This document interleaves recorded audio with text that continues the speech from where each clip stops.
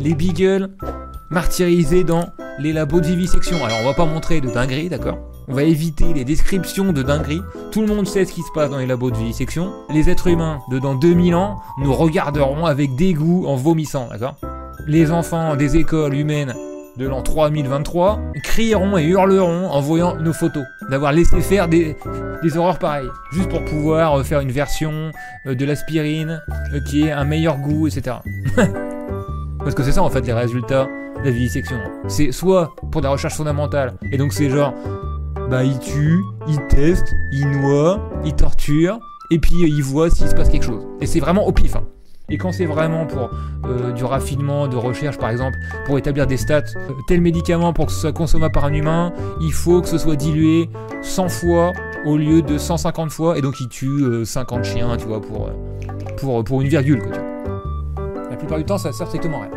Il y a Animal Testing qui partage une vidéo de Brut qui dit ces beagles n'ont jamais vu d'herbe. Ces beagles n'ont connu que les cages et les sols des laboratoires. Cobayes pour l'expérimentation médicale, ils risquent l'euthanasie. Mais Virginie et Beagles Burgundy a décidé de les sauver. On a suivi leur premier jour de liberté. Ils ne rendent pas trop compte de ce qui leur arrive. Ils n'ont jamais vu d'herbe. Donc là, quand on va les sortir, ça va être leur premier pas sur l'herbe. Qu'est-ce que c'est que ce truc? J'ai jamais senti un truc pareil. J'ai rapporté avec moi 5 petites biglettes qui vivaient avant dans un laboratoire pour l'expérimentation médicale. Et voilà, et là, on les emmène à la maison des beagles libres pour leur faire découvrir la vraie vie. Hein? Et on a d'autres. Ils attendent leur pote. On les sort de la voiture, dans leur caisse de transport, et on va les mettre autour d'un arbre qu'on a appelé l'arbre de la liberté. Alors voilà, Temsi, ça y est, elle s'est aperçue que la matière sous sa première patte n'était pas trop désagréable. Et regarde, et là, mais ça lui paraît tout bizarre. Ça, c'est des animaux qui ont passé toute leur vie sur une dalle de béton ou sur les grilles d'une cage ou sur le carrelage froid où ils sont torturés. Ah, c'est tout mou, alors qu'elle a senti uniquement des sols durs depuis sa naissance. Même le ciel, genre vous vous souvenez de la vidéo de Vanille, le singe qui voit le ciel pour la première fois, genre elle sort, et il y a tous les autres singes qui viennent la voir qui font « Haha, viens voir, c'est mortel, regarde, il n'y a pas de plafond et tout ». Ils redécouvrent tous ces animaux là, tout mou, alors qu'elle a senti uniquement des sols durs depuis sa naissance. Joyeuse arrivée à la maison des beagles libres, le premier jour du reste de ta vie. Pouvoir s'amuser avec d'autres chiens et tout. J'arrive pas à imaginer la sensation. En fait, elles n'ont jamais eu de nom, parce que c'était des numéros. Donc nous, symboliquement, chacun des 300 beagles qu'on a sauvés depuis 4 ans. Par contre, dire beagle, on est d'accord, c'est un crime. On leur a donné des noms différents. Elles vont être maintenant des individualités à part entière. Let's go. Les loulous de la semaine. Non. Pénélope. Ce sont des chiens qui sont les plus utilisés pour l'expérimentation médicale parce qu'ils ont un système sanguin assez proche de l'humain et donc malheureusement pour eux, c'est ceux qui ont été choisis pour faire ces expérimentations. Coucou! J'ai envie de leur faire des milliers de bisous, mais oui. Tu veux venir? Quand on les prenait dans les bras, c'était forcément pour les emmener faire un examen ou une piqûre et tout ça. Donc en fait là, ils se tendent complètement. Comme s'ils se disaient, voilà, bah, je bouge plus, j'attends que ça passe. Ouais, genre normalement quand ils sont tenus comme ça, c'est parce qu'il y a des mecs qui vont les accrocher, leur mettre des seringues dans tous les sens et tout, les forcer à ingérer du tabac ou je sais pas quoi. Il tremblote le pauvre biquet à galer. Et tout ça, donc... Il sait pas que c'est possible pour prendre des câlins. En fait là ils se tendent complètement, comme s'ils se disaient voilà bah, je bouge plus, j'attends que ça passe et voilà. On essaie de convaincre la plupart des laboratoires ou des instituts de recherche médicale, au lieu de les euthanasier quand ils n'en ont plus besoin, de nous les donner s'ils peuvent vivre, ce qui n'est pas le cas de tous, malheureusement. Tout le monde vient. Cette dame déchire. Elle a encore un petit... Elle se retrouve avec 1 million de beagles. La résilience de ces petites quand même, mais oui. En plus c'est une toute petite race de beagles, des beagles saucisses. Et maintenant, elles vont enfin être heureuses dans un grand jardin et tout ensemble. Pourtant elle est toute jeune, mais... Oui, c'est bien ma comtesse, viens. Encore assez créatif, faut que j'aille tout doucement pour la faire venir. Non. Ils veulent tous venir la voir, c'est qui? Qu'est-ce que c'est que ça? C'est dans cet Ils sont en espace qu'elles meute. vont dormir, c'est dans cet espace que je m'installe pour travailler, qu'elles vont vivre complètement avec nous. Oh. Dès qu'ils sont prêts à avoir une famille, à vivre dans une famille, on les fait adopter. Ah. À chaque fois qu'un adoptant, une famille vient ici, on lui demande de mettre une vignette sur cette carte. Il y en a plein, si on voit la carte, et on a réussi à en placer plein.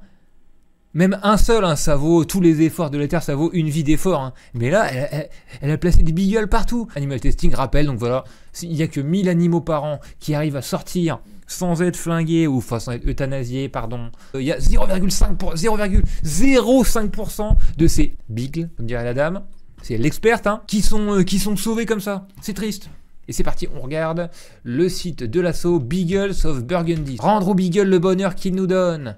But non lucratif qui consacre à offrir une vraie vie à des beagles qui ont été utilisés dans des labos pour la recherche scientifique. Quand ils ont retrouvé la confiance en les humains, nous cherchons pour eux des familles d'adoption qui les aimeront pour toujours. Rescapé d'un laboratoire, Bonnie est arrivé terroriser la maison des beagles libres. Apparemment attirée ni par les chiens ni par les humains, ce que je comprends. Elle a adopté sa réadaptation dans la prostration. Dans 2-3 jours, ça va encore être le Téléthon. Et je sais qu'il y a débat à chaque fois contre le Téléthon, parce que le Téléthon, c'est pour financer la recherche pour les maladies humaines. Et ils se foutent d'utiliser les animaux comme de la chair à pâté pour aucun résultat d'ailleurs, mais bref. Téléthon a ressorti un article encore l'année dernière ou cette année pour dire oui mais c'est obligatoire, oui mais c'est quand même efficace, ouais mais bon quand même les humains, données, etc. Et donc je vous ai sorti un article de PETA là-dessus. L'AFM Téléthon finance des expériences cruelles sur des chiens et dangereuses pour les humains, pour que vous puissiez vous faire votre avis là-dessus, d'accord? Les militants de PETA habillés en faucheuses se sont tenus ce matin, bon, méthode PETA un petit peu cringe, mais ok, pour rappeler que les expériences sur les animaux financées par l'AFM Téléthon sont contraires à l'éthique, inefficaces et potentiellement mortelles. Torturer des chiens ne sauve pas les humains. PETA a diffusé des séquences vidéo, alors je vous les épargne, d'accord? Fournies par l'association française Animal Testing, dont on vient de lire le tweet.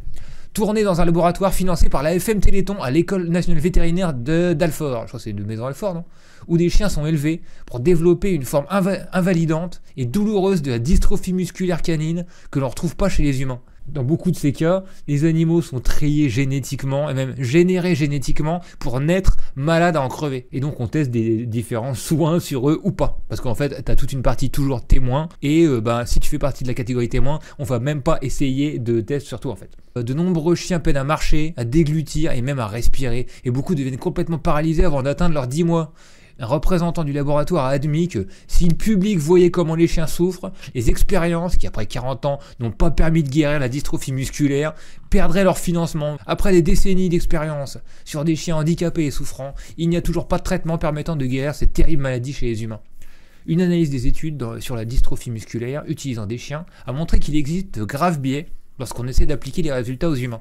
En fait, ignorer les différences évidentes entre les chiens et les humains peut mener à des conséquences tragiques.